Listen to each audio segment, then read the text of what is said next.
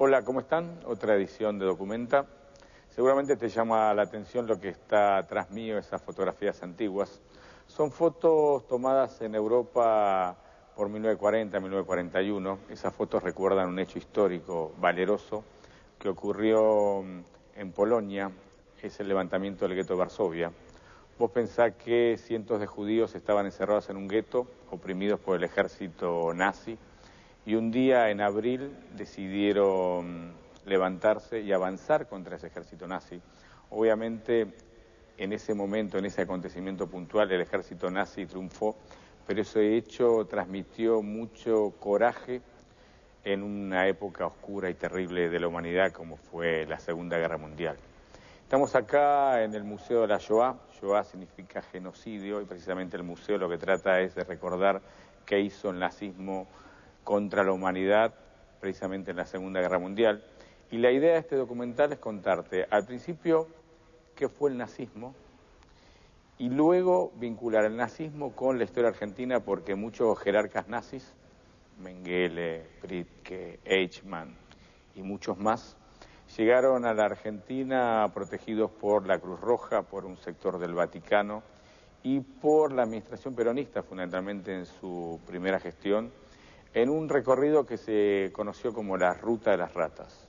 Escapaban de Alemania, llegaban a Génova, se subían a los barcos y como ratas, escapando a Europa, llegaban a la Argentina, aquí eran protegidos, algunos cambiaban la identidad, otros no, pero finalmente durante mucho tiempo se quedaron viviendo en nuestro país. Entonces, vamos a poner al aire este documental exclusivo, su primer bloque, la historia del nazismo, del peronismo, la llegada de los jerarcas nazis a la Argentina en esto que se llamó la Ruta de las Ratas. Vamos a verlo. No fue un campo, fue un infierno. ¿Cómo es posible? ¿Cómo es posible que un ser, que no esos animales que hubieran podido hacer esto con seres humanos como nosotros? El 1 de septiembre de 1939, tropas alemanas invadieron Polonia y pusieron fecha de inicio a la Segunda Guerra Mundial. En los siguientes 4 años, casi toda Europa cayó bajo el dominio de Adolf Hitler, líder y mentor del nazismo. Y a pesar de que la paz se reinstaló en 1945, muchos jerarcas nazis pudieron continuar sus vidas como si nada hubiera ocurrido. El destino de algunos de ellos fue la Argentina.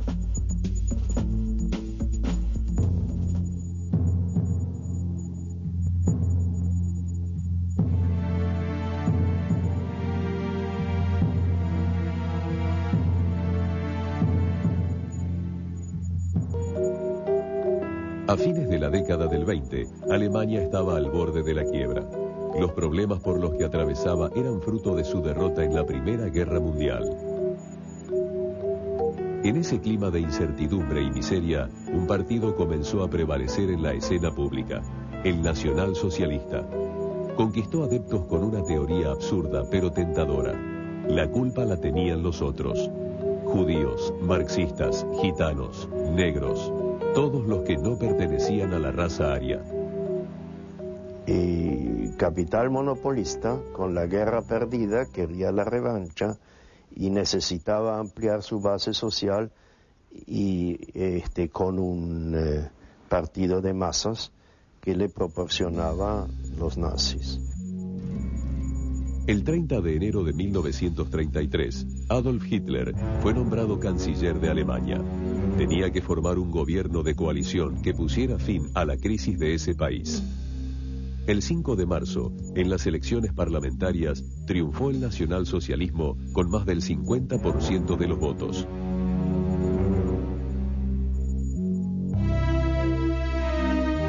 Se transformó el Estado en un Estado autoritario. Eso estaba terminado a fines del 33. Los sindicatos perdieron su autonomía, los partidos se autodisolvieron, salvo el Partido Comunista fue fue declarado fuera de la ley, el Partido Socialista se negó a autodisolverse, lo disolvieron desde arriba y los demás partidos se autodisolvieron. Entonces quedó solamente el partido nazi. Nadie pudo imaginar que se trataba del inicio del horror. Ni siquiera los habitantes de los países limítrofes de Alemania, que trataban de recuperar su vida cotidiana luego de los 4 años de combate en la Primera Guerra Mundial. Yo nací en Polonia, habían alemanes, habían algunos rusos, porque Polonia es entre Alemania y Rusia y a veces fueron invadidos, entonces quedaron siempre. Y 30% eran judíos. Éramos una familia que se componía de 4 hermanos, dos nenas y 2 varones. Mi papá, mi mamá, éramos gente de poder adquisitivo bastante bien, acomodado. Mi papá trabajó como director general en Matadero. Siendo judío fue un privilegio realmente haber tenido este puesto, porque desde ya los polacos no eran tan dulces, siempre fueron discriminando a los judíos. Pero los nazis llegaron al poder y lo ejercieron de manera absoluta. 1939 entraron los nazis y le mandaron la carta que él renuncie. Entonces él todavía no se sabía la mano dura que era de los nazis, y él dijo, si Polonia va a ser Polonia, me va a devolver. Al llegar al gobierno, Adolf Hitler puso en marcha su idea de raza superior. Amparado en la creencia de que los judíos y la izquierda eran los principales responsables de la crisis financiera de Alemania, decidió eliminarlos de la vida económica, política y social del país. A fines de 1938, miles de personas fueron arrestadas y se quemaron sinagogas y comercios. La maquinaria nazi entró en acción. Los judíos hoy se dice que fueron las primeras víctimas y en cierto modo lo fueron en el sentido de ser eliminados de los cargos públicos, humillados. Pero las primeras víctimas del terror tremendo fueron naturalmente las entidades de izquierda. Los sueños imperiales del nacionalsocialismo lograron la anexión a Alemania de Austria y Checoslovaquia. El 1 de septiembre de 1939, con la invasión a sangre y fuego de Polonia, estalló la Segunda Guerra Mundial. En cada país ocupado, aquellos que no pertenecían a la raza aria fueron confinados en guetos y obligados a llevar un brazalete que los identificara como judíos. De golpe y borazo empezaron a volar los aviones en Polonia, en Varsovia, y yo me acuerdo, estaba al lado de mi papá, ya eran más o menos las 5 o 6 de la tarde, y yo le decía, papi, ¿qué están haciendo? Son nasze en polaco quiere decir son nuestros. Y después cuando empezaron a bombardear, recién nos dimos cuenta que era este momento que ellos invadieron Polonia. En 1939, yo tenía 15 años cumplido. En septiembre, entran los alemanes. Una semana más tarde, dinamitan la sinagoga principal y comienza la persecución, empieza si se debe usar la distinción, empieza colas por pan, trabajo, empieza todo eso. Y un año más tarde comienza el gueto. Uno tras otro cayeron bajo el dominio alemán. Dinamarca, Holanda, Noruega, Bélgica, Francia.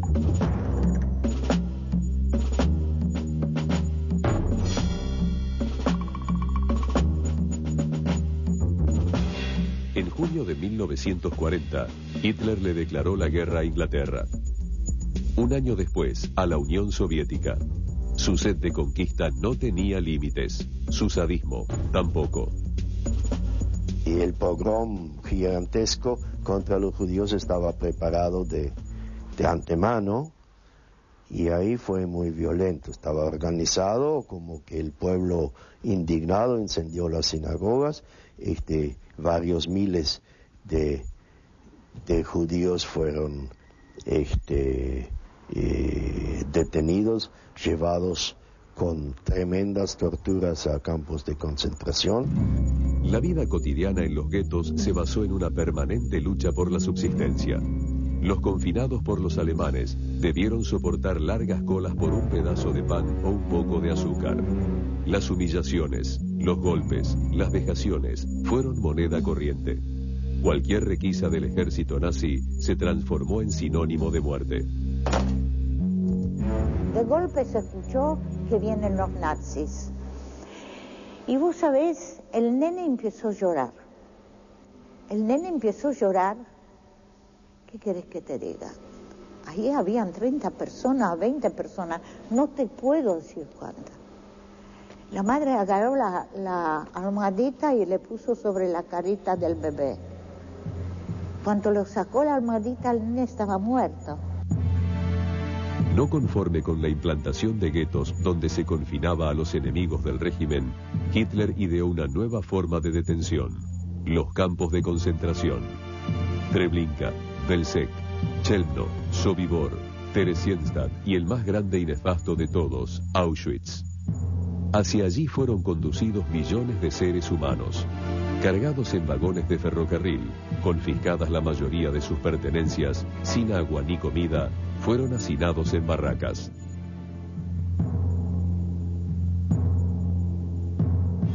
Yo siempre digo, al principio las ratas nos comían y yo en Auschwitz comía las ratas.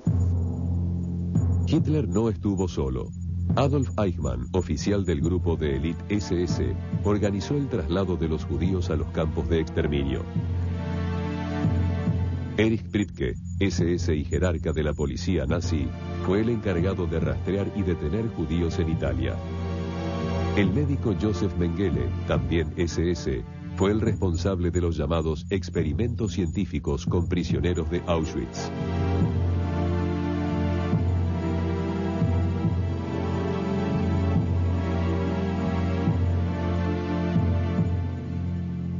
Y hacía experimentos con chicas, mayormente cuando llegó transporte de Grecia. Y le sacaba sin anestesia los ovarios y todo, y después lo tiraba afuera como una bolsa de papas. Eichmann, Priebke y Mengele fueron los artífices de la vida y la muerte de todas las personas que ingresaban a los campos de concentración, que rápidamente pasaron a ser campos de exterminio.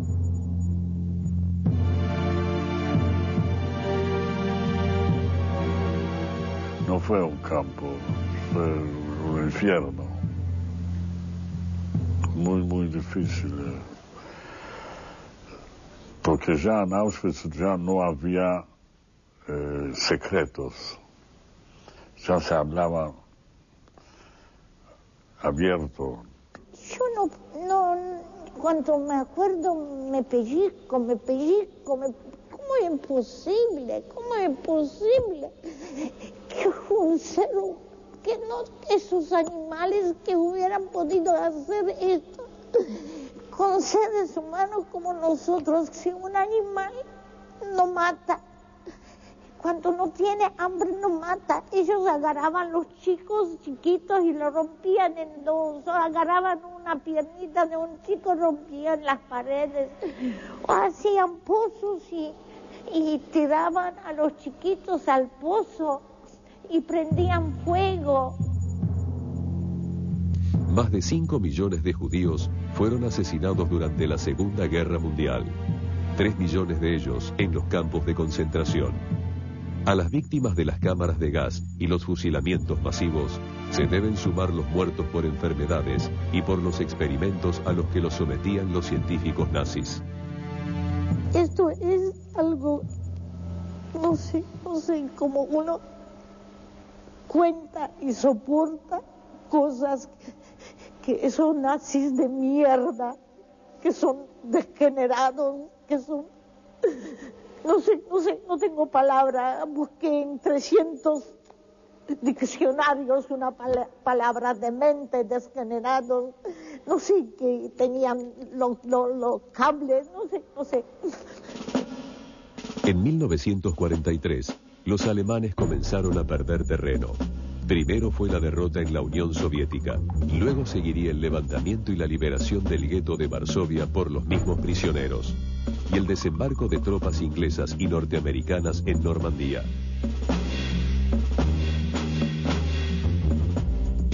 Después de combatir durante 5 días, los aliados tomaron Berlín el 30 de abril de 1945.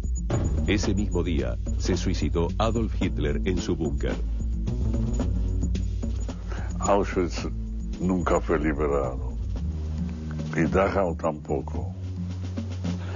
Pero el idioma, no hay otro idioma, entonces se llama liberación. Lo encontraron, nos encontraron, lo mismo en todos los campos, porque no podían evacuar y no tenían maquinarias para gasarnos y quemarnos. Fue tremenda la liberación porque quedé rapada, quedé con piojos, quedé con sarna, con 28 kilos, sin familia, 350 kilómetros después de Berlín, judía. No sabía dónde ir, no sabía dónde me va a recibir. Un día quise volver a Auschwitz, que me quemen, pues que no encontré a nadie de toda mi familia y fue realmente tremendo. Entre las ruinas, algunos de los altos mandos nazis siguieron el camino de Adolf Hitler y se suicidaron. Muchos otros fueron detenidos, pero varios lograron escapar. Para ellos, Europa y los Estados Unidos no eran sitios seguros. América Latina sí, y mucho más la Argentina, uno de los últimos países en el mundo que le declaró la guerra a Alemania.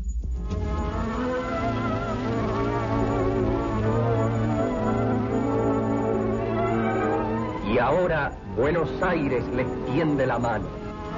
El gran sostenedor de la neutralidad argentina en la Segunda Guerra Mundial es Gran Bretaña, porque Gran Bretaña atraviesa los 5 años de la guerra recibiendo alimentos sin interrupción desde la Argentina, porque los barcos argentinos no eran hundidos por los submarinos alemanes. El hombre fuerte de la Argentina en 1945 era el coronel Juan Domingo Perón, miembro de la conspiración cívico-militar que derrocó al presidente Ramón Castillo en 1943. Al reincorporarse a sus tareas, el secretario de Trabajo y Previsión Social, coronel Juan de Perón, felicita a sus empleados por la labor desempeñada y los exhorta a un mayor esfuerzo en el futuro.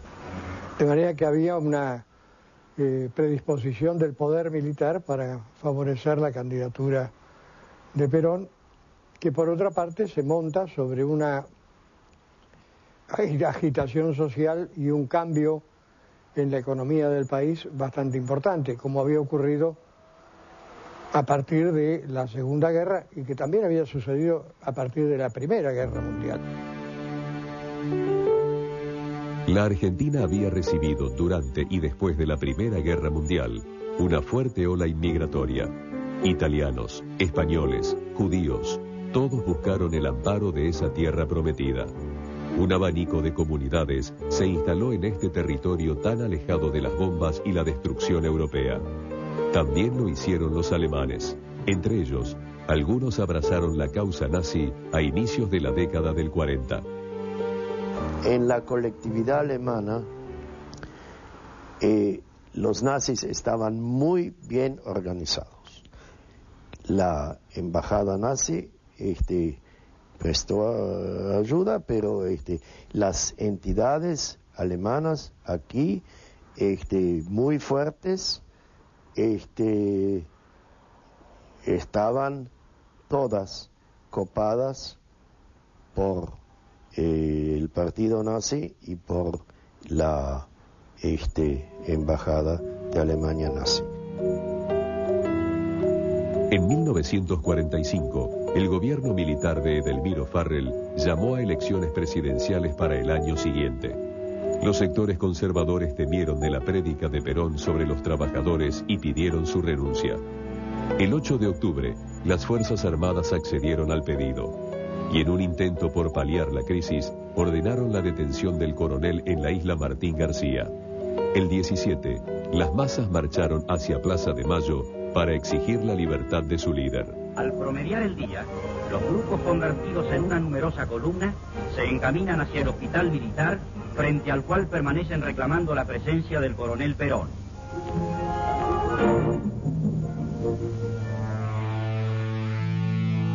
Ese día nació otro país. Juan Domingo Perón se constituyó en el candidato por excelencia de las clases trabajadoras. Los demás partidos políticos, de derecha y de izquierda, se alinearon detrás de la consigna aliancista de los Estados Unidos, que veían en las actitudes de Perón un marcado tinte fascista. Perón tiene antecedentes de relaciones con el fascismo.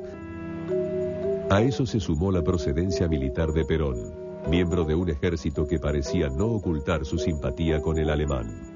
Yo creo que en el ejército argentino había una gran admiración por el ejército alemán, no por el nazismo. Es decir, admiraban los desfiles, admiraban la preparación de la guerra. Es decir, Perón viaja, enviado por el Estado Mayor, viaja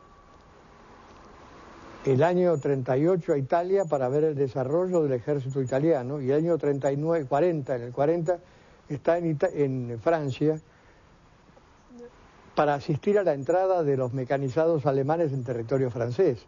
O sea, había una admiración técnica por este ejército que había aplastado Europa en un plazo muy breve.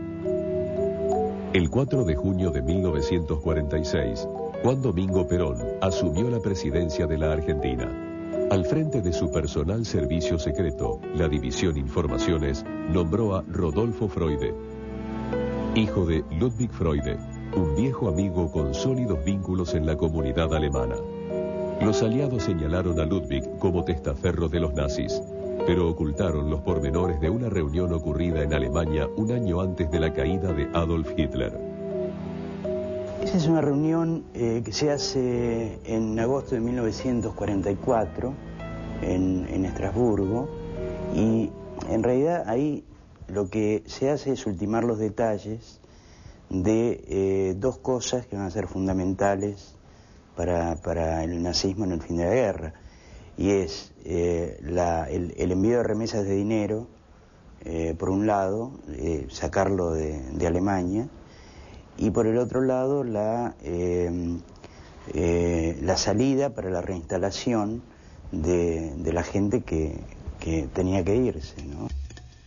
Perón, al igual que las grandes potencias, tenía especial interés por quedarse con buena parte de los desarrollos tecnológicos que se habían llevado adelante durante el nazismo. Yo creo que Perón tenía la misma actitud frente a los nazis que escapaban de Europa que tenía Estados Unidos y la Unión Soviética. Es decir, la idea era captar especialistas en temas que estaban a la altura del desarrollo industrial de los respectivos países. Técnicos en aviación, técnicos en energía nuclear. Entre los científicos, técnicos y especialistas, requeridos en secreto por el mundo entero, se iban a mezclar algunos de los peores exponentes de la barbarie criminal nazi. Con la anuencia del gobierno de Perón y una vasta red de complicidades en la cual se involucraron la Iglesia y la Cruz Roja Internacional, pronto llegarían a la Argentina Adolf Eichmann, Joseph Mengele y Erich Priebke.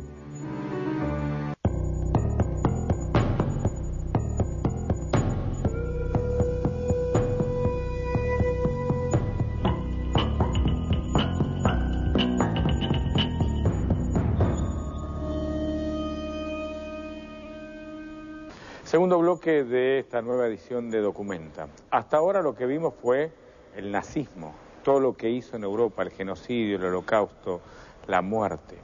Ahora lo que te vamos a mostrar es cómo ciertos responsables del holocausto, a través de la Ruta de las Ratas, a través de diversas organizaciones y en definitiva protegidos por el primer gobierno de Perón, al principio, llegan a la Argentina. ¿Por qué te digo al principio? Porque en definitiva Perón después cae y las ratas continúan viviendo como si nada en la Argentina. Alguna de esas ratas, Adolf Eichmann, fue el que diseñó, el que creó los campos de concentración y la solución final. Fue el que de alguna forma dijo, planteemos la cuestión judía como eje del nazismo y tratemos de matarlos a todos. Uno. Priebke, otro jerarca nazi que vivió en la Argentina desde que escapó de Europa hasta mediados de 1990. En 1998 fue juzgado en Italia por la tragedia, la masacre de las fosas argentinas. Y por último, Mengele. Mengele fue un médico que aprovechó sus conocimientos para sembrar el terror y hacer una serie de experimentos que pusieron en crisis a la identidad humana. Para que tengas una idea, Mengele vivió mucho tiempo en la Argentina, luego escapó a Brasil, y entre otras cosas a niños desvalidos en los campos de concentración, una y otra vez, por ejemplo, le rompía el brazo en un solo punto. Rompía el brazo, se hacía el callo, volvía a romper, se hacía el callo, volvía a romper. Y de esta manera Mengele trataba de establecer una suerte de teoría de la resistencia y del terror. Ese personaje, Mengele, como Eichmann, como Priebke, vivió en la Argentina. Segundo bloque, entonces, el nazismo, la ruta de las ratas en la Argentina.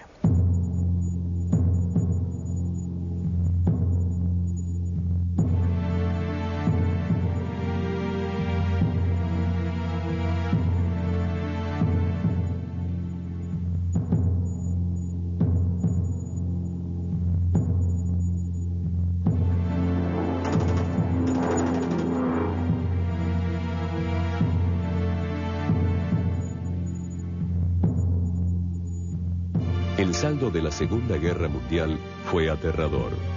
40 millones de muertos, más de 5 millones de judíos asesinados y 43 millones de heridos. Europa destruida casi por completo y una ideología que hizo pensar hasta qué punto el hombre podía seguir llamándose civilizado, el nazismo.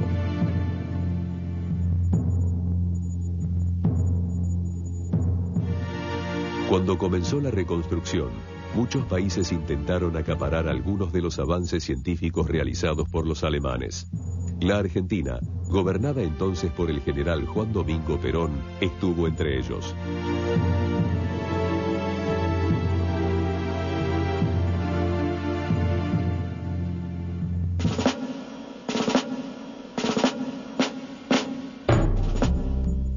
Los aliados, que habían triunfado contra Adolf Hitler, desarrollaron un doble discurso.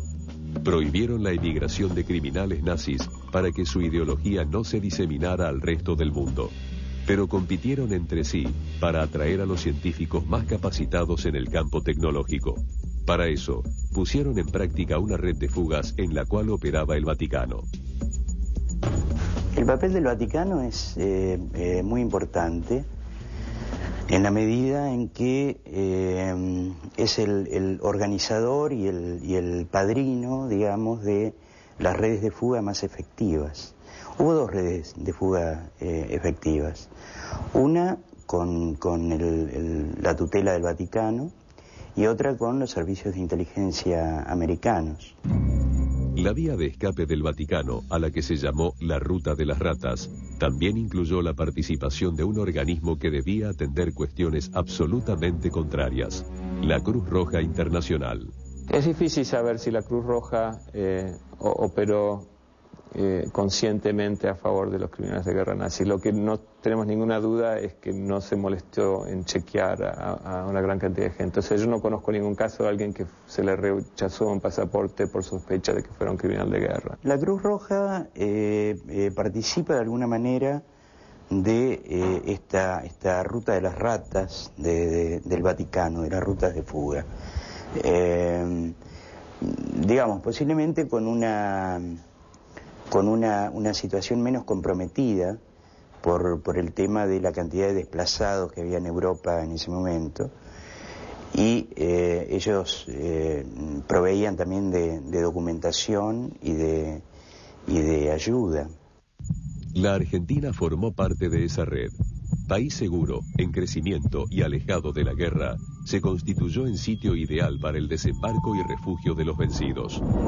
La oficina de la Comisión de Recepción y Encauzamiento de Inmigrantes es el puerto al que llega el anhelo de miles de hombres y mujeres útiles que desean venir a trabajar a la Argentina. El objetivo central: lograr que científicos y técnicos expulsados de la industria armamentista trabajaran para el desarrollo argentino. Cada solicitud es estudiada con detenimiento y se selecciona rigurosamente al inmigrante de esta nueva era, evitándose los efectos perniciosos del aluvión humano incontrolado que podría llegar desde la Europa deshecha. Ante todo, se tienen en cuenta las aptitudes de cada persona. Porque en un primer momento los nazis que se escapaban de Alemania ante el avance de las tropas aliadas se escaparon hacia el norte, hacia Dinamarca. Entonces Dinamarca, ahí entraron en contacto con estos diplomáticos argentinos que los enviaban a Suecia, y de Suecia viajaban generalmente por avión a Suiza y después desde Suiza en avión a la Argentina.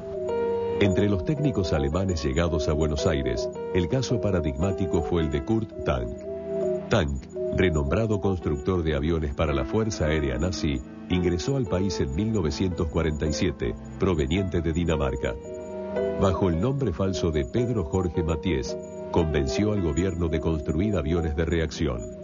Perón le dio vía libre y un considerable presupuesto financiero. Yo creo que entre las capturas que hizo el gobierno argentino de personalidades con algo para enseñar y con... Kurt Tank es uno de los principales. Él hizo el Pulqui, el avión de industria nacional. Y curiosamente, cuando aparece el Pulqui, no curiosamente, es decir, confirmando la procedencia del Pulqui, aparece el mismo tipo de avión en la Unión Soviética. ¿Por qué? Porque los técnicos de Tank se habían dividido. Unos fueron a Moscú y los otros vinieron a Buenos Aires, y los dos trabajaron sobre proyectos parecidos y al final fabricaron el mismo avión. Cerrada la vía de escape por Dinamarca y Suiza, Perón continuó operando con otra alternativa. En 1946, el obispo de Rosario, Antonio Cagiano, había viajado a Roma para ser nombrado cardenal. Además de los honores de la Iglesia, tenía una misión confidencial que desarrollar en la Santa Sede: ofrecer refugio en nombre del gobierno argentino a miembros del régimen nazi. Hay una disposición del gobierno argentino, y de alguna manera está refrendada por las palabras de Monseñor Cagiano, en el sentido de contribuir a recibir a estas personas comprometidas que por sus actuaciones durante el periodo de la guerra podían ser objeto de violencia, dice así la carta de sus conciudadanos. Si bien la Argentina había firmado un compromiso internacional de no admitir a criminales de guerra, los mecanismos para violar el convenio se habían puesto en marcha. El Vaticano había quedado al descubierto como principal operador de los escapes nazis. El informe La Vista es un informe que produce un agregado de la Embajada norteamericana en Roma, que es el que estudia, analiza, reúne información sobre estas rutas de fuga del Vaticano y elabora un informe donde llega a decir cosas terribles, como que el Vaticano era la mayor organización internacional de protección a criminales para sacarlos de Europa, ¿no? Pero el gobierno de Perón siguió recibiendo a varios de los fugitivos que se encontraban escondidos en conventos y monasterios italianos. Mientras aún sonaban los ecos de las sentencias en el juicio de Nuremberg contra los criminales nazis, la ruta de las ratas contaba con un destino final seguro. Bueno, Perón nos lo dijo él mismo, él dio entrevistas en la década del 60 y el 70, donde él dijo que él consideraba que los juicios de Nuremberg eran una de las más terribles infamias, en comillas, ocurridas en la historia, y que por lo tanto él consideraba su deber como un hombre militar rescatar la mayor cantidad de oficiales nazis de la justicia aliada. Perón, más que en la llegada de los jerarcas, digamos, su gran responsabilidad está en la cobertura que les da dentro del aparato del Estado, en la Argentina, donde muchos criminales de guerra y nazis fugitivos se van a incorporar a ministerios, a la policía, a las Fuerzas Armadas. A pesar de que la idea primigenia de los países aliados había sido rescatar científicos y técnicos para aprovechar sus conocimientos, muchos asesinos nazis se camuflaron entre ellos. La Argentina los recibió sin demasiadas preguntas. Si lo que ciertamente no ocurrió en ningún otro lado que en la Argentina es que criminales de guerra, no hemos visto ninguna evidencia de criminales de guerra reunidos en la Casa Blanca con el presidente Truman. Y aquí lo que tenemos en el caso de Perón está ampliamente documentado a través de mi libro, es que criminales de guerra franceses, belgas, croatas, un capitán de la CSS, estuvieron reunidos con Perón varias veces en la Casa Rosada, con el expreso propósito de armar una red de escape. El caso argentino, además de científicos, como fueron los que estuvieron destinados al proyecto atómico, también se incorporaron otras, digamos, por lo menos colaboracionistas y algún criminal de guerra. Así llegaron los criminales de guerra Erich Priebke, Josef Mengele y Adolf Eichmann. Erich Priebke se incorporó a las SS en 1936. Gracias a sus conocimientos de idiomas, fue miembro destacado de la Gestapo. Allí cumplió funciones de enlace con los distintos departamentos de policía extranjeros, fundamentalmente con la policía fascista italiana y con el Vaticano. De profundas convicciones religiosas, Priebke y su esposa se reunieron en 1942 con el Papa Pío XII. Priebke hizo una carrera doble dentro del Estado nazi, porque fue por un lado miembro de las SS, digamos, la policía política, digamos, del régimen, y por el otro fue comisario de la Gestapo, de los servicios de información del Estado nazi. Y de manera que los lugares, digamos, donde fue siendo destinado, él, digamos, se iba desempeñando en las dos funciones. Y bueno, su papel más importante lo tuvo en Italia a partir del año 41. El 23 de marzo de 1944, una compañía del ejército alemán en Roma sufrió un atentado. Murieron 33 soldados. Hitler ordenó que por cada alemán muerto murieran 10 italianos. Erich Priebke rastreó condenados a muerte. Como no llegaba al número ordenado, sumó 73 judíos que esperaban su deportación y 50 presos comunes de cárceles romanas. Los condujo hasta una antigua cantera conocida como las Fosas Ardeatinas y los fusiló.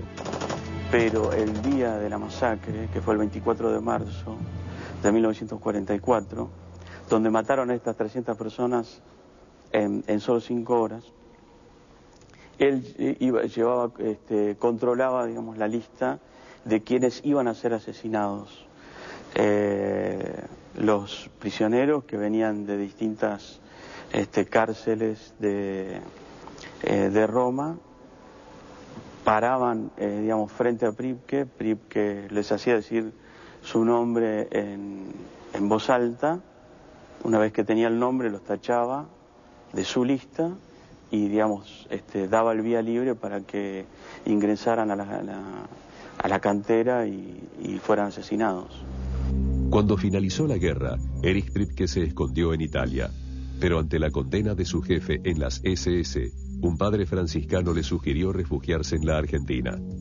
El 26 de julio de 1948, el Vaticano le expidió un documento falso a nombre de Otto Pape. La Cruz Roja le otorgó el pasaporte. La familia Pripke se embarcó el 23 de octubre en el puerto de Génova con destino a Buenos Aires. Él, digamos, cuando llega recibe ayuda de contactos que él ya tenía, porque no estuvo ni un día en un hotel acá en la zona de Retiro, en Buenos Aires, y inmediatamente consiguió una casa en el Gran Buenos Aires, y poco tiempo después ya estaba trabajando también en la zona de Retiro. Y se queda en Buenos Aires unos 5 o 6 años, pero en algunos veranos empieza a ir hasta Bariloche, invitado a Bariloche para ir a trabajar allá en gastronomía y en hotelería, y se va finalmente en 1954, se muda ya con toda la familia a Bariloche. Bariloche, en ese entonces un tranquilo pueblo rodeado de montañas en la provincia de Río Negro, se había convertido en el sitio ideal para varios fugitivos nazis. Como asentados en Bariloche, quizá tendríamos que hablar de media docena, de los cuales el más notorio es Pripke. Allí Pripke prosperó. Sus viajes a Europa y los Estados Unidos fueron frecuentes. La renovación de su pasaporte en la embajada alemana en Buenos Aires también. El 6 de octubre de 1949 dejó atrás el nombre de Otto Pape y recuperó su verdadera identidad. En Bariloche se lo consideraba un ciudadano modelo. Lo llamaban Don Erico. Fue presidente de la Asociación Cultural Germano-Argentina y director de una escuela.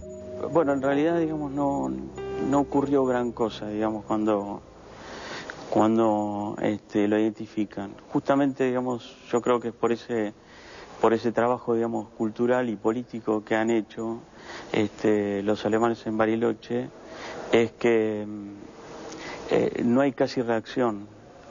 A raíz, digamos, de la desinformación, supongo yo que había, de qué es lo que significaba que haya llegado la justicia, aunque sea 40 o 50 años después, a localizar a uno de los autores de una masacre, nada menos que en el seno de la comunidad. En 1994, documentalistas estadounidenses llegaron a Bariloche tras la pista de un colaborador nazi, Reinhard Kops.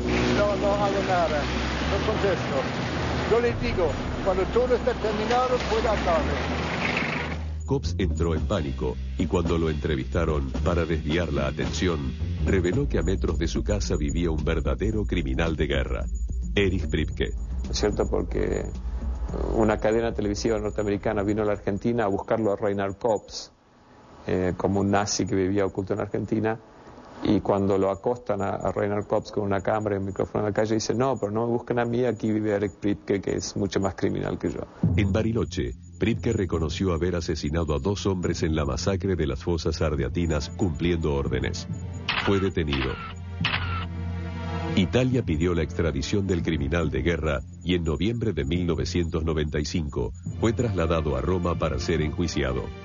El 7 de marzo de 1998, Erich Pripke fue condenado a cadena perpetua. Joseph Mengele estudió medicina. En 1938 se alistó en las SS y fue destinado al campo de concentración de Auschwitz como médico en jefe. Allí se dedicó a sus terribles experimentos para mejorar la raza aria. Una de sus principales obsesiones era lograr que los alemanes procrearan más de un hijo por vez. Bajo su atenta supervisión, fueron asesinados más de 400.000 prisioneros judíos. Horas antes de que el ejército ruso llegara a Auschwitz, Mengele huyó, pero fue detenido el 15 de junio de 1945 por las tropas aliadas. Sin embargo, se mimetizó entre 10.000 militares alemanes prisioneros y accidentalmente fue liberado. Vivió escondido y con nombre falso en Alemania hasta 1949, cuando escapó a Italia. Allí consiguió documentos de la Cruz Roja y se embarcó en Génova. Llegó a Buenos Aires el 20 de junio de 1949 con el nombre de Helmut Gregor. Lo interesante del caso Mengele es que los expedientes que se abrieron para Joseph Mengele y para Erich Pripke, 2 criminales de guerra SS, son expedientes consecutivos, o sea, son de numeración consecutiva. Con lo cual, claramente fueron abiertos en un mismo momento por una misma persona, aunque los dos llegaron en barcos diferentes, en años diferentes. Entonces, eso es la demostración de que aquí había un plan organizado que se dedicaba a rescatar criminales SS. Mengele se alojó en un hotel del barrio de Palermo. A fines de 1949, alquiló una casona en Vicente López, provincia de Buenos Aires. 2 años después, se mudó a Olivos, donde se dedicó a realizar abortos clandestinos. Tras la muerte de una de sus pacientes, fue detenido, pero un exagente de las SS con conexiones logró su libertad inmediata. Mengele estuvo acá en diferentes lugares, pero sobre todo en Capital Federal y en el norte del Gran Buenos Aires, con casas en Vicente López, empresa, un laboratorio del que él formaba parte en la zona de Carupá y demás. Y bueno, naturalmente también estuvo en Bariloche, como casi todos, y hay un paso, digamos, yo creo relativamente fugaz por General Roca. Tuvo la suerte de hacerse amigo de un empresario germano argentino muy importante, Roberto Mertig, que era el dueño de la empresa Orbis. Y Roberto Mertig no solo se hizo amigo de Joseph Mengele, sino que eventualmente se convirtió en amigo de Karl Mengele, el padre de Joseph, y representante de los intereses de la empresa Mengele en la Argentina. De allí en más, bueno, Mengele empezó a vivir públicamente bajo su propio nombre, inclusive la embajada alemana le emitió un pasaporte bajo su propio nombre de Joseph Mengele. El rumor sobre un encuentro entre el entonces presidente de la Argentina, Juan Perón, y el criminal de guerra nazi Joseph Mengele se convirtió en una certeza.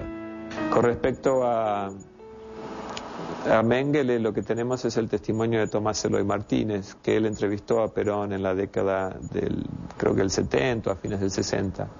Y le preguntó a Perón si él alguna vez había tenido algún contacto con algún nazi. Y Perón le dijo, bueno, sí, había un médico que yo conocí que tenía un campo donde todas las vacas le parían mellizos y que un día se fue a Paraguay porque le habían ofrecido trabajo allí. Tomás Eloy Martínez le preguntó, ¿y cómo se llamaba? Le dijo, bueno, se llamaba, no me acuerdo, Gregor, el doctor Gregor. Creo que ahí estamos ante una admisión de Perón, de que él se reunía con Mengele, y a la vez esa picardía que tenía Perón de mostrarte un poco de la verdad, pero no toda la verdad. Pero la vida distendida de Mengele se terminó en 1959, cuando llegó al país una orden de detención tramitada por el Comité de Sobrevivientes de Auschwitz. El médico nazi huyó a Paraguay. No me parece una huida desorganizada, porque se va a Paraguay, instala negocios, estaba Stroessner, un régimen muy cómplice. Incluso acá hay un ministro del Interior temporario y jefe después del Consejo Nacional de Seguridad, Osiris Villegas, general de división, hombre de la derecha argentina. Osiris Villegas no pone mucho empeño en algunas denuncias que se le formula a la comunidad judía y a algún fiscal alemán para localizarlo acá en Argentina. Mengele eludió el acoso judicial y en 1961 decidió pasar una temporada en el sur argentino. Así llegó a Cervantes, un pueblito del Alto Valle del Río Negro, donde tenía una chacra un viejo camarada suyo, el alemán Albrecht Bohme. Hay gente Roca que cuando siempre les impresionó una figura que aparece allá por el año 61, aquí, que está un tiempo con Bohme, viene a la ciudad, camina por la ciudad, va a los talleres, va a los lugares donde se compran remedios, los negocios, remedios para la producción, ¿no? Tiene una actividad al lado de Bohme, un hombre de traje, un hombre que algunos de los testigos me lo identificaron como Mengele. Luego de 6 meses de estadía en Cervantes, Mengele decidió escapar de nuevo. Su situación se iba tornando cada día más complicada. Mengele se va de Argentina porque empezaban a cerrar el cerco sobre él, había más pedidos de extradición, empieza a ocuparse un juez federal acá en la Argentina, ubican algunos domicilios donde él había estado Y bueno, es como que estaban cada vez más cerca, ¿no? Y sale con la ayuda de un sacerdote, sale a Uruguay, de ahí a Paraguay, y después va a terminar en Brasil, ¿no? Joseph Mengele estuvo 18 años en Brasil. El 7 de febrero de 1979, mientras nadaba tranquilamente en una playa al sur de San Pablo, sufrió un infarto y murió. Ante el pedido de la justicia alemana y estadounidense, en 1985, las autoridades brasileñas exhumaron los restos de su tumba. Se van a la tumba, sacan los restos en junio y un mes y medio después se sabe que es Mengele. Ahí terminó la historia de Mengele en Brasil, con un infarto en una playa. Y 6 años más de clandestinidad de su cadáver. Adolf Eichmann ingresó en 1931 al Partido Nacional Socialista y un año después a las SS. Fue uno de los principales responsables de la solución final del problema judío, es decir, el asesinato de más de 5 millones de personas. Escondido en Alemania desde el fin de la guerra, solicitó un permiso de desembarco en la Argentina. Llegó al país el 14 de julio de 1950 bajo el nombre de Ricardo Klement. Adolf Eichmann llegó como Ricardo Klement. Ahora, en el año 49, creo que fue, Perón pasó una ley por la cual toda persona que había entrado clandestinamente al país o bajo un nombre falso, con solamente presentarse ante una autoridad, ante la autoridad de migraciones, creo que se tenía que presentar, podían cambiar su nombre de vuelta al verdadero. Esto benefició obviamente a los criminales nazis que llegaron a la Argentina. No fue una ley secreta, fue una ley, inclusive se discute porque los historiadores más peronistas dicen que fue una ley que Perón hizo. No fue una ley, creo que fue un decreto presidencial que Perón dictó, que también beneficiaba a los judíos que se vinieron a la Argentina, y muchos de los cuales entraban clandestinamente. Ahora, yo trabajé mucho en el archivo de migraciones y creo que no encontré casi ningún caso de un judío que hubiera cambiado su nombre de vuelta, porque era muy raro que entraran con nombres falsos. Pero que todos los demás, los criminales nazis sí lo hicieron. O sea que, además, los judíos, aunque sí los puede haber beneficiado, no eran criminales que se beneficiaban por esto.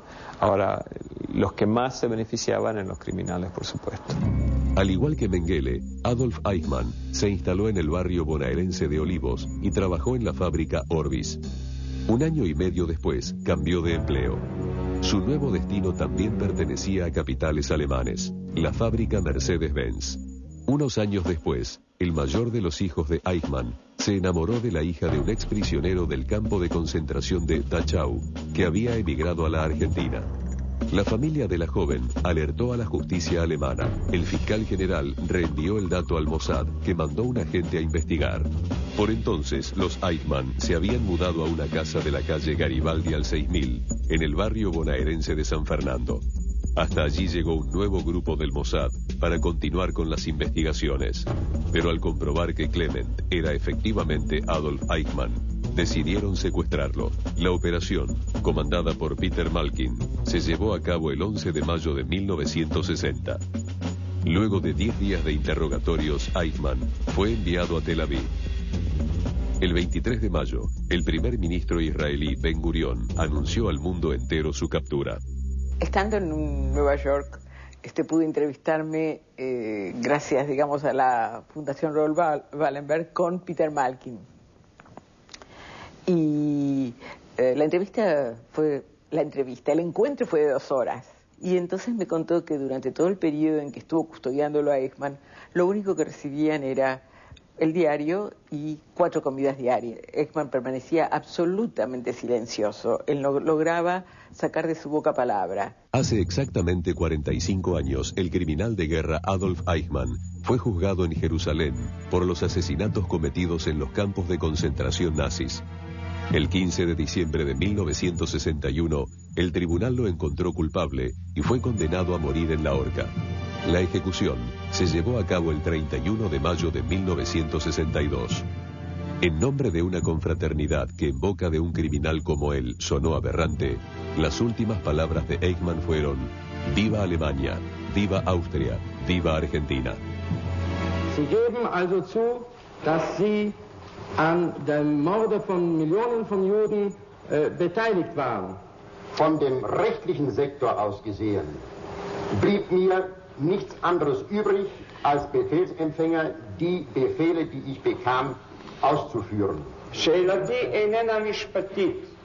אתה בלבך מוצא את עצמך אשם בשותפות רצח של מיליונים יהודים, כן או לא?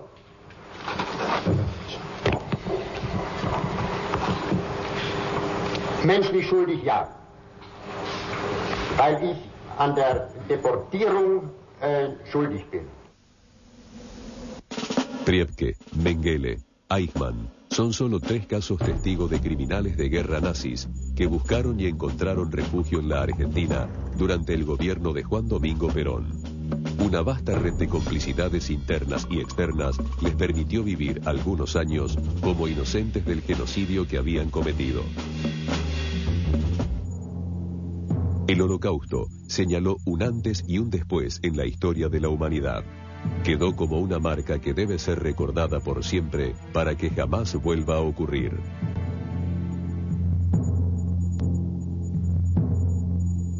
Bueno, termina el programa, podemos, como siempre hacemos, presentar algunas conclusiones. En principio, una conclusión básica que no funciona o no debería funcionar como un atenuante, pero que sirve en definitiva para poner el marco general. La mayoría de los países, tanto de América Latina como Europa, Estados Unidos, recibió a miembros del nazismo, no fue solamente la Argentina. Claro, como siempre ocurre en nuestra historia, nosotros, si se puede plantear en estos términos, recibimos lo peor: los asesinos, los torturadores, los violadores, los ladrones, o aquellos que, en definitiva, diseñaron el Holocausto. Otros países, algunos desaparecidos como la Unión Soviética, algunos que todavía están vigentes como Estados Unidos, recibieron otro tipo de miembros del staff principal del nazismo. En ese contexto uno puede decir que tanto la Unión Soviética como Estados Unidos recibió científicos alemanes que habían desarrollado, por ejemplo, teorías vinculadas a la fisión nuclear, que en definitiva le permitieron a la Unión Soviética y Estados Unidos lanzarse una carrera que luego los convirtió a ambos países en superpotencia. Entonces, esta es una primera conclusión.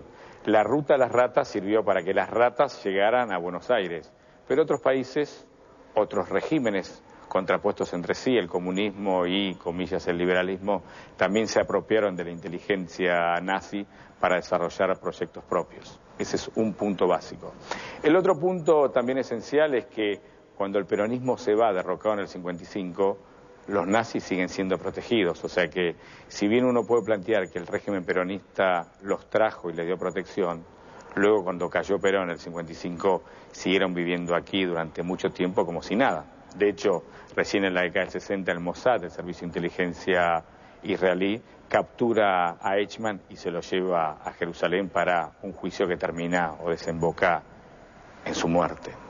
Conclusión entonces, vinieron los nazis, fueron protegidos, ellos cometieron un genocidio, provocaron el Holocausto y en definitiva lo que uno busca es que haya justicia y si alguno queda vivo, como pensamos que sí, que alguno todavía está vivo en la Argentina, que la justicia lo encuentre, que se haga un juicio justo y que pague por las millones de personas que murieron en Alemania y en otros lugares de Europa hace no más que 60 años.